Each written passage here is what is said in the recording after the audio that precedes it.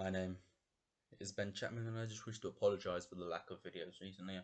I'm going to make up for it with a secondary series starting on the channel shortly after. Unfortunately, I did have a few health scares over this last month, which is why I haven't been able to post properly, but this is going to be continuing on our rebranding WWE, as we're also now heading into the same road as Survivor Series, and real life WWE have caught up with me, and we've got to hope that we are able to get back ahead. And we kick things off with Mark Calloway's office. Actually, before I do that, I know it's been a month, but if you're excited to videos coming back to this channel, please hit that thumbs up button, subscribe if you're new around here. Hope videos are going to start going back to a regular, frequent pace. I promise that. I'm hoping there's no more health scares, especially with lockdown 2 now. At my uni, there's been no real scares, but we've got to keep going. We open things up with Mark Calloway's office, and Sonya Deville just barges into Mark Calloway's office and starts ranting as to why she is not the top of the pile. She wants to be the top of the women's division on SmackDown, but she's not really been given the opportunity. And yet Naomi, who's done nothing of note, is being given a title shot on today's SmackDown. That's just not on. It's a 100 rating, because all of these guys have done a great job with Sonya Deville. She's got a great promo, and Mark Calloway is always going to be a bit very over. We then move on to our opening match of the night, which is the singles run of Jey Uso continue as he beats Mojo Rawley in 7:29 with a super kick. It's an 87 rating for Uso, 80 overall. It's a pretty good rating. Good match.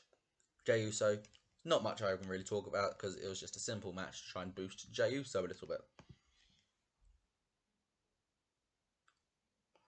We then get the tag team champions coming out, Styles and Balor. They talk about how they don't know what's next. They don't know what's next for them. They're going to open up challenges for anybody to come out and give them a shot for their tag team titles. Well, the first team to come out are the Motor City Machine Guns, of course, the team which Styles and Balor beat for the titles. Cesaro and Nakamura also come out, and the new team who joined together last week of Chad Gable and Drew Gulak. They all come out, and we're announced that next we're going to have a triple threat tag team match to determine the number one contenders for the SmackDown Tag Team Champions of AJ Styles and Finn Balor. 89 rating, great stuff. And that match goes there as Chad Gable and Drew Gulak defeat the Motor City Machine Guns and Cesaro and Nakamura when Drew Gulak pinned Alex Shelley with the spine splitter. Drew Gulak and Chad Gable are going to be fighting for the tag team titles. And after the match, they just look at each other and it's like, hold up, we were losers on our own. We were complete losers on our own. Yet all of a sudden, we're winning. We just won together. And they just celebrate in the ring the fact that they have just won. We then get our SmackDown Women's title match of the show. But the reason I didn't put it in the main event is because of the finish. And that is that Bayley and Naomi draw following Sonya Deville getting involved and laying out both candidates. It is just to build up a triple threat storyline, which will probably will lead to a triple threat match at the pay-per-view, or something designed to keep Sonya out of the match. But overall, Sonya Deville versus Bayley versus Naomi is the direction we are heading. We are heading towards Sonya Deville versus Bayley. 83 for Bayley, 81 for Naomi, 80 overall. Good match. We then get Paige announcing that she will be debuting a new client next week. She is returning to the WWE, and she's found someone who is going to take this company by storm. And they're debuting next week.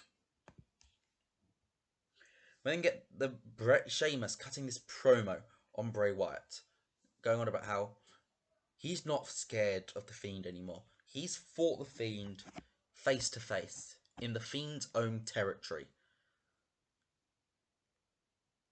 And yes, the Fiend won. But the Sheamus is no longer afraid of the Fiend. There's nothing which the Fiend could do to make him scared. It's a 94 rating because a good promo from Sheamus. And it continues our Fighting Your Fears Chapter 2 storyline.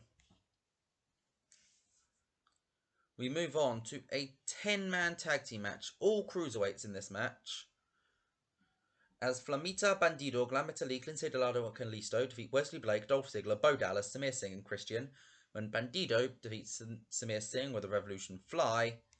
And you can kind of work out why I put this as a 10-man tag, because the winning team is announced as the 5 SmackDown representatives for the Cruiserweight title 10-way challenge. The Cruiserweight Climax. Pretty good stuff. There are our 5 guys for SmackDown. We're still doing qualifiers on Raw. That 10-man tag was our qualifiers for the sheer fact we didn't have enough Cruiserweights in this division on SmackDown. I am thinking of giving the Cruiserweights their own show.